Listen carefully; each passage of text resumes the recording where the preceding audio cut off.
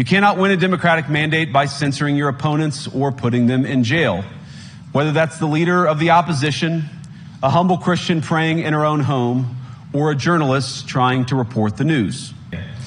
But while the Trump administration is very concerned with European security and believes that we can come to a reasonable settlement between Russia and Ukraine, and we also believe that it's important in the coming years for Europe to step up in a big way to provide for its own defense, the threat that I worry the most about vis-a-vis Europe is not Russia, it's not China, it's not any other external actor. And what I worry about is the threat from within, the retreat of Europe from some of its most fundamental values, values shared with the United States of America. During his speech at the Munich Security Conference, US Vice President J.D. Vance took aim at European countries, including the UK, over what he called a retreat in free speech. A little over 2 years ago, the British government charged Adam Smith Connor, a 51-year-old physiotherapist and an Army veteran, with the heinous crime of standing 50 meters from an abortion clinic and silently praying for 3 minutes. Not obstructing anyone, not interacting with anyone, just silently praying on his own. And after British law enforcement spotted him and demanded to know what he was praying for, Adam replied simply, it was on behalf of the unborn son he and his former girlfriend had aborted years before. Now, the officers were not moved. Adam was found guilty of breaking the government's new buffer zones law, which criminalizes silent prayer and other actions that could influence a person's decision within 200 meters of an abortion facility. He was sentenced to pay thousands of pounds in legal costs to the prosecution. Now, I wish I could say that this was a fluke, a one-off crazy example of a badly written law being enacted against a single person. But no, this last October, just a few months ago, the Scottish government began distributing letters to citizens whose houses lay within so-called safe access zones, warning them that even private prayer within their own homes may amount to breaking the law. Naturally, the government urged readers to report any fellow citizens suspected guilty of thought crime.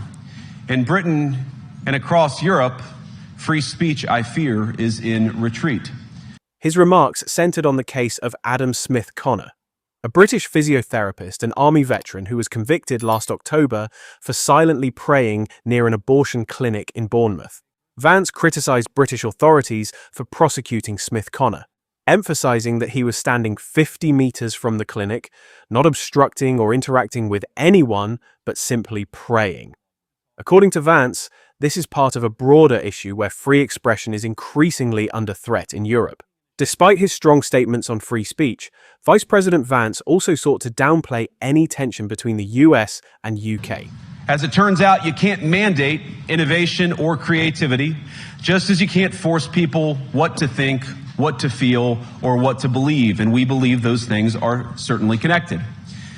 And unfortunately, when I look at Europe today, it's sometimes not so clear what happened to some of the Cold War's winners.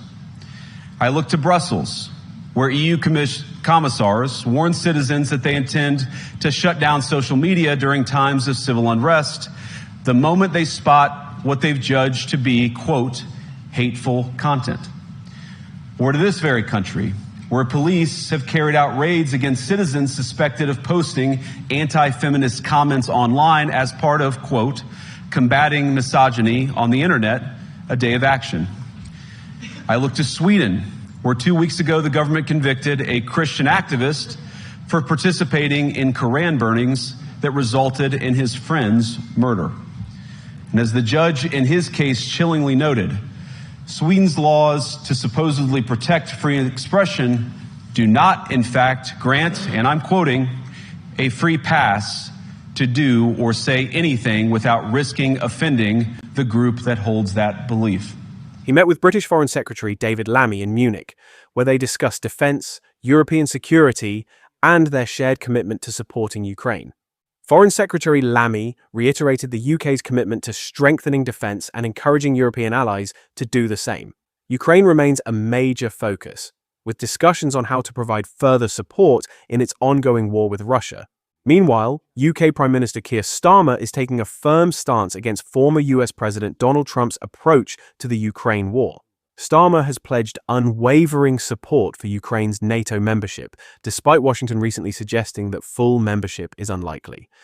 This comes after Trump made waves by revealing that he's been in talks with Russian President Vladimir Putin about ending the war. Trump claims he and Putin are working very closely to find a resolution. President Putin wants peace, and President Zelensky wants peace, and I want peace. I just want to see people stop getting killed. I think when the war ends, one thing he was very strong about, if it ends, he wants it to end. And that's President Putin said that. But critics fear this could result in Russia keeping some of the territory it has seized. With tensions rising, Starmer made it clear to Ukrainian President Volodymyr Zelensky that any peace negotiations must involve Ukraine directly. A Downing Street spokesperson confirmed that the UK remains committed to ensuring Ukraine's sovereignty and NATO aspirations. Zelensky, on the other hand, has warned that Putin is not serious about peace and continues to deceive the world.